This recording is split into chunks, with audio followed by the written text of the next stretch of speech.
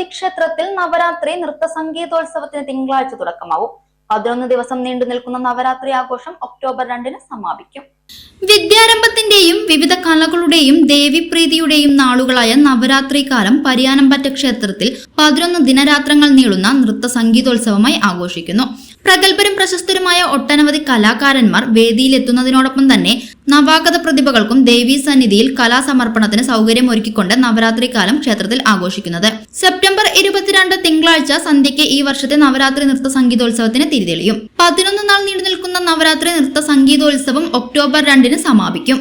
നൃത്ത സംഗീതോത്സവത്തിന്റെ ഔപചാരികമായ ഉദ്ഘാടനം Malabar Devaswom board Palakkad area committee member V നീലകണ്ഠന്റെ അധ്യക്ഷതയിൽ Malabar Devaswom board commissioner T Biju Chandrasekhar നിർവഹിക്കും.